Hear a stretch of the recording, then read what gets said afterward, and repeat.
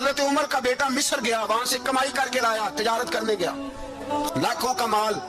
کون سا باپ ہے دنیا میں جس کا بیٹا باہر سے پیسے لے کے آئے تو ابا تفصیل پوچھے کہ بیٹا کہاں سے کمائے، کہاں سے لایا، کتنے ملے، کیوں آئے؟ کون سا باپ تفصیل پوچھتا ہے؟ ابا تو کہتا لا صحیح، اور تعریفیں کرتا ہے میرا بیٹا بڑی کمائی کرتا ہے۔ کبھی پوچھا ہے اس سے کہ ڈیوٹی صحیح دیتا ہے کہ نہیں؟ کبھی پوچھا ہے کہ تو ایمانداری کی روزی لاتا ہے کہ حرام کی کماتا ہے؟ یہ باپ کی ذمہ داری ہے، یہ اماں کی ذمہ داری ہے۔ پھر کہتا ہے بیماری کیسے آ گئی، پریشانی کیسے آ گئی؟ تو نے کبھی سوال کیا اپنی اولاد سے؟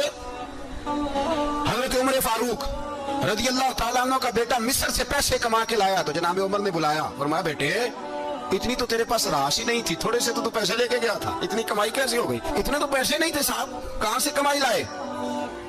اس نے کہا ابا جی وہ جو میرے چچا ہے نا مصر کے گورنر، آپ کے دوست، انہوں نے میری مدد کی ہے۔ فرمایا جتنے لوگ گئے تھے سب کی ہے مدد اس نے؟ کہا نہیں صرف میری کی۔ فرمایا تیری کیوں کی؟ تیری کیوں کی؟ کہا حضور آپ کے دوست ہیں۔ فرمایا چپ کر، حضور انہوں نے مجھے اتنے پیسے دیے، میں نے کاروبار میں ڈالے تو نفع آیا تو میں ان کی رقم دے کے۔ فرمایا خاموش ہو جا، باقی جتنے لوگ گئے تھے سب کی مدد کی اس نے؟ کہا نہیں حضور صرف میری کی۔ فرمایا اس نے تیری مدد نہیں کی، اس نے خلیفہ کے بیٹے کی مدد کی، اس لیے کہ وہ خلیفہ کو اپنے حق میں نرم کر سکے۔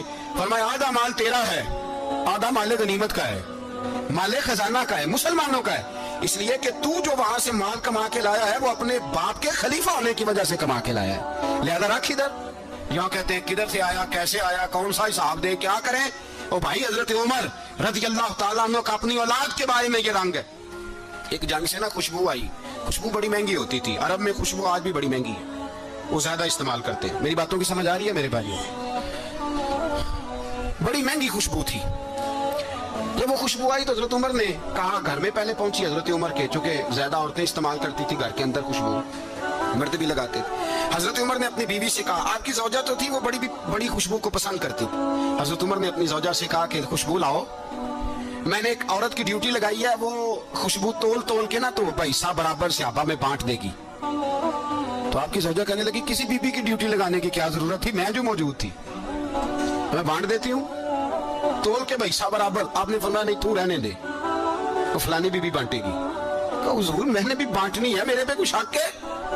آپ نے فرمایا نہیں تو تفصیل نہ پوچھ، تو خوشبو دے دے، کوئی اور بانٹے گی۔ خاتون خانہ تھی نا، کہنے لگی نہیں مجھے بھی آج آپ کو بتانا ہی پڑے گا کہ کوئی جو بانٹ سکتی ہے تو میں کیوں نہیں بانٹ سکتی؟ زوجہ کہتی عمر نے بات کی تو میری چیخیں نکل گئی۔ حضرت عمر فرمانے لگے جب تو خوشبو بانٹے گی نا تیرے ہاتھوں کو بھی لگے گی، تیرے دوپٹوں کو بھی لگ جائے گی۔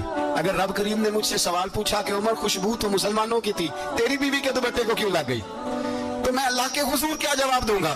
اگر اللہ نے یہ سوال کیا کہ تیری بیوی نے کیوں لگائی، وہ تو حصہ تھا مسلمانوں کا، تو تو نے تیری بیوی نے کیوں لگائی؟ تو فرمایا میں نہیں چاہتا کہ اللہ کے حضور مجھے اور تجھے باز پرس ہو، لہذا کسی اور کو بانٹنے دے۔